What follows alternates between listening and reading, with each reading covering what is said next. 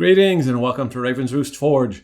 This is Tate, your host, and today we're going to be doing the second and final portion of our post-Vise restore. Let's get started. So the first thing that we need to do is forge a new spring to reopen the jaws once they've been closed. And this is what's left of the old spring. You can see on this vise, the main one in my shop, that it's that part right up there which gets clamped onto the body of the vise.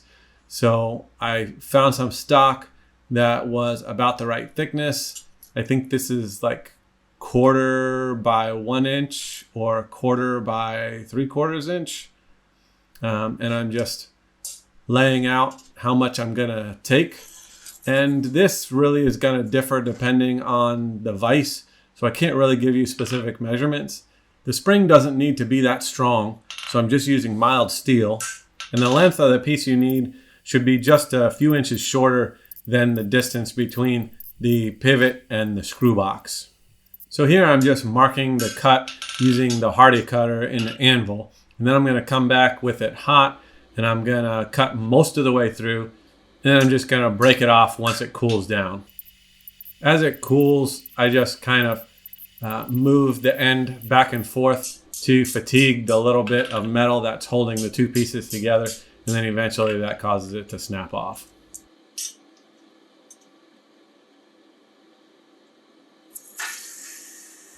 So in this heat here, I'm going to spread out the end of the spring using a diagonal peen hammer.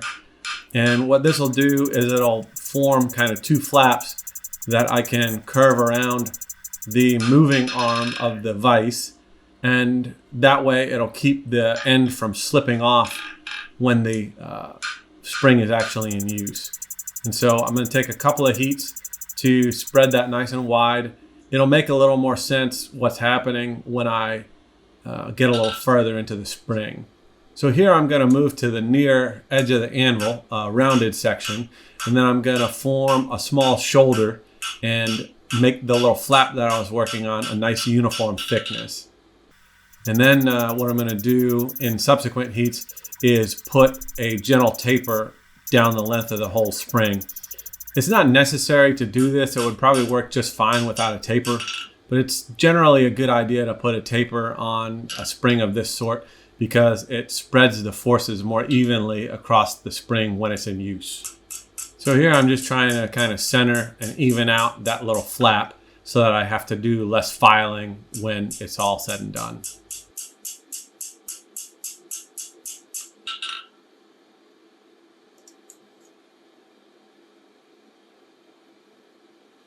So I'm going to do a little hot filing with a really coarse file in order to get the final shape on that little flap and make sure that everything is nice and evened out.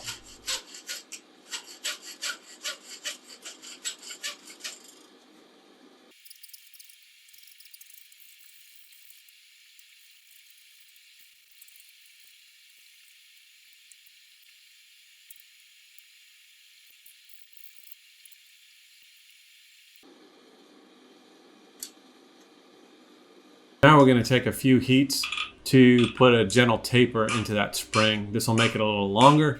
And like I said, it'll also spread the forces more evenly along the spring when it's in use.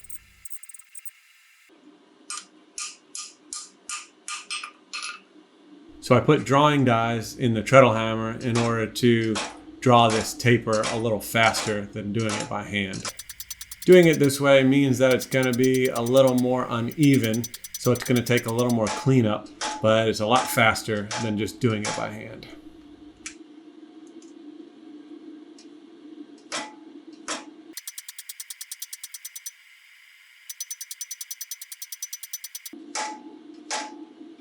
I'm done with the drawing dies, so now I'm going to put the flat dies back in. The bottom die just drops back in, but the top die has a U-shaped shackle welded on that requires a wedge to hold in place. Once the other die is installed, a few wraps on the wedge will hold it securely in place. The tool I'm using here is called a flatter, And this type is specifically made for a treadle hammer or a power hammer. It has a flat side and a curved side. You can't forge smooth tapers with 2 parallel dies, so this flatter allows you to forge a smooth taper even when you have 2 flat dies installed. So even though I used drawing dies, it still spreads out the material a little bit in width. So here I'm just dressing it back down to the original width of the bar.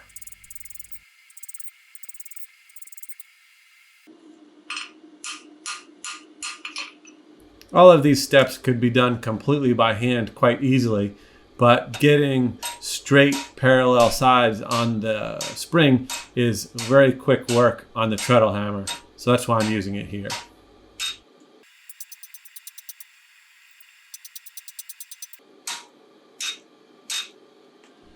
Here I'm just using a half round file to dress the transitions between the spring and the little flap at the end.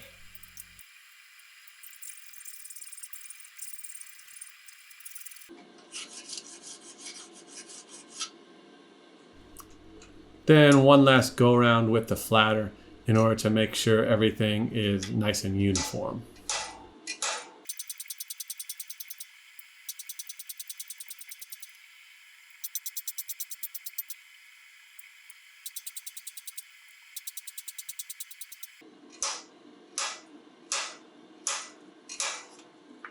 So I'm just going to put a little chamfer on the edges, and then we'll be ready to move on to the next step.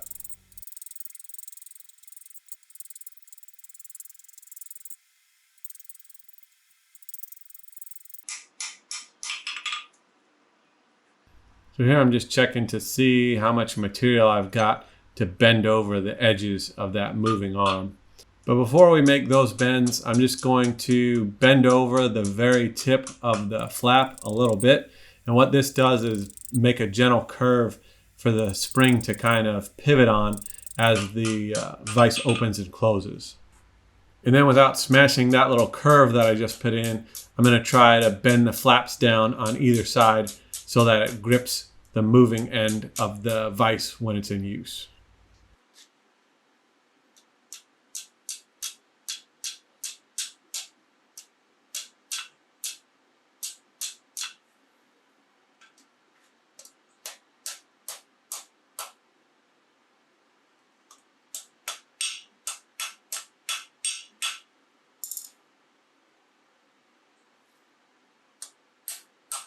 So the last part here is just to bring the part of the vise that the spring is going to rest against, and then just shape it directly against that part of the vise so that it's got a perfect fit. So we're going to cool that end down and then check it against the part of the vise it's going to pivot against and make sure that it does fit really well, and it seems to work fine there. So now we're going to work on the other end. We've got to put a 90-degree bend in this end so that it can kind of hook over the clamp and hold the spring in place when you are tightening everything up to mount the vise. You could easily do this at the edge of the anvil, but in order to get a nice, really crisp bend on the end of that spring, I decided to put it in the vise and then bend it the rest of the way in the vise. I have a curved insert in the jaw so that it doesn't bite too deep into the spring, and then I'm just going to give a couple of blows with the naked jaw in order to get a really crisp bend at the top of that spring.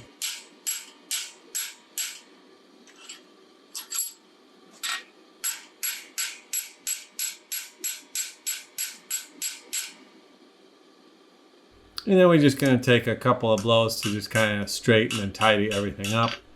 And then we're going to cool that end that hooked end that we just worked on. And then with the heat that's left, I'm just going to go ahead and start putting the curve in the spring so that it can actually do its job when it's mounted on the vise. And then the pivoting end needs a little counter curve, and this will make more sense when it's actually mounted, but this allows it to actually pivot against the moving arm of the vise. And then we're going to go ahead and actually try it out. And you can see that when I mount it in there, that little counter curve allows the pivoting end to sit a little more flat against the moving arm. So we're just going to add the wedges to tighten everything up, and then we'll test it out.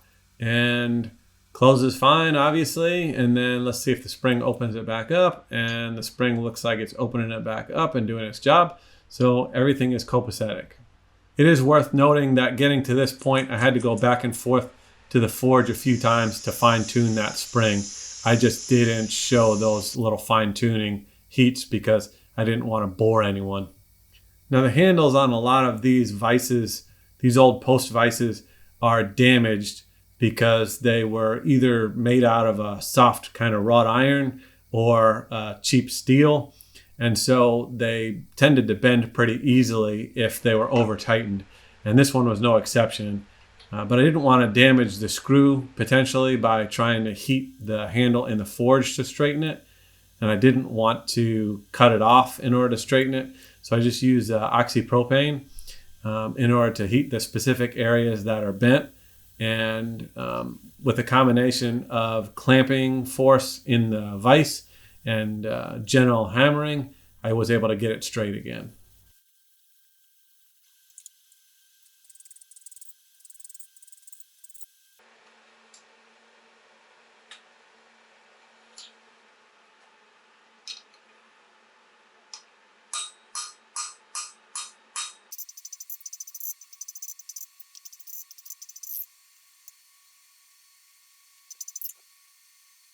I didn't show straightening out the other end of the handle because it was exactly the same process. So I cooled it down when it was finished, and then I gently reheated it part of the way to about 500 degrees, and then used a little paste wax to put a kind of burnt black finish on there. In my experience, if you use paint on a vise handle, then it will just chip badly and it'll look terrible. So we're gonna re-grease the screw. I had done this in an earlier step, but I had to kind of wipe the grease off so I didn't get it everywhere when I was straightening out the handle.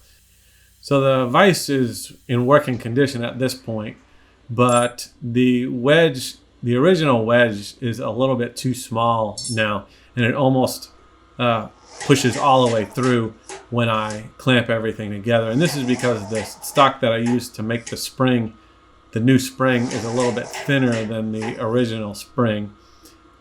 So in order to accommodate that change in thickness, I'm going to make a little bit wider wedge in order to replace the original one. So I just took some of the same stock that I made the spring out of, and then I'm using the power hammer to rough in a really rough taper. And you can see the kind of step down that you get when you try to forge in a taper with two parallel dies. So I had to just go through with the hand hammer and kind of smooth that out. Then I'm trying to bring it back down to the original thickness in the power hammer. The power hammer is a little better suited for moving stock quickly and kind of doing rough forgings. So invariably I end up going through and using hand hammer and treadle hammer to finish my pieces up. So here I'm just using the treadle hammer with the flatter and the flat dies in order to basically finish everything up on that wedge. It's a pretty simple, easy forging, so I wanted to kind of get that done pretty quickly.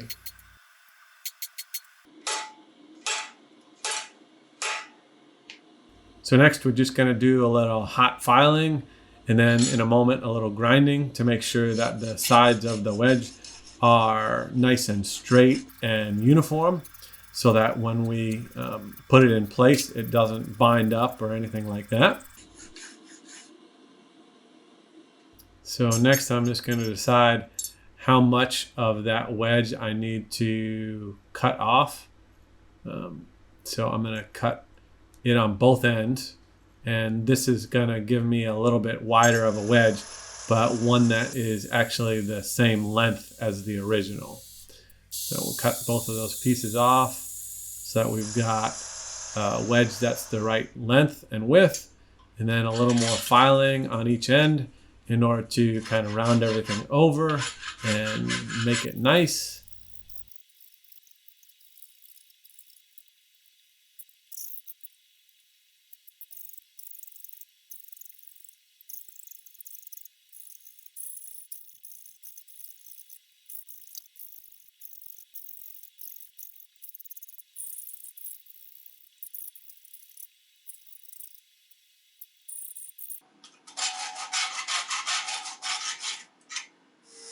So then off camera, I went ahead and gave it a quick sandblast to get the scale off of it. Then we're going to take it over to the grinder and then just make sure the sides are completely flat and uniform. And then give it a quick coat of paint. And the vise will be just about ready to put together at that point. So just do a little test fit to make sure that that wedge is going to do the job. And then using a brass hammer to kind of tap everything in place.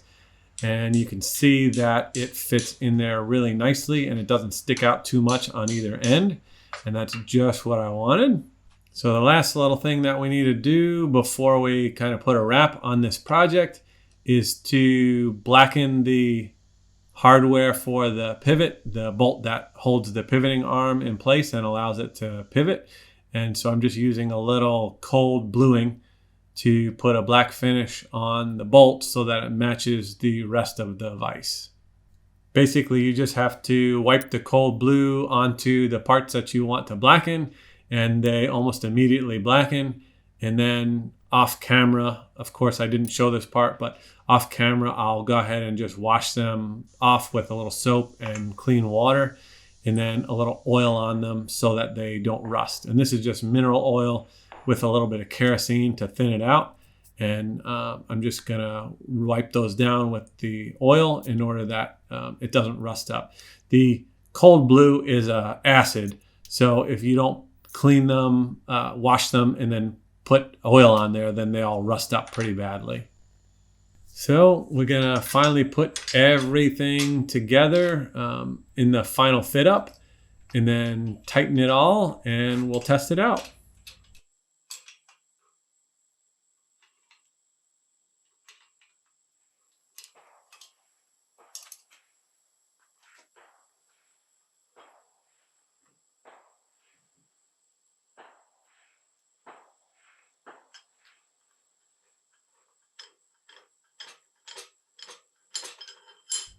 So here we've got a little closer look at the vise in its final form. I just have it on a block there and clamped to my anvil so that we can test it out. This is not a really great setup, but I'm not gonna mount it permanently because this vise is either gonna end up being like a portable vise that I can use for demonstrations and so forth, or I'll end up donating it to a blacksmithing school or a blacksmithing guild or something like that, so that somebody else can get some use out of it.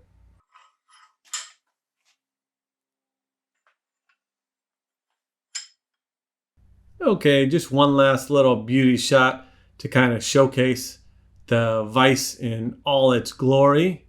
And I thought the original stamp was kind of neat, so I'm going to show you a close-up of that. It's hard to tell, but it says Indian Chief Blacksmiths number 35. Well, I think we're ready to put a wrap on this video, so I hope you enjoyed it and that you learned something. Don't forget to like and subscribe. Happy forging, and I'll see you next time.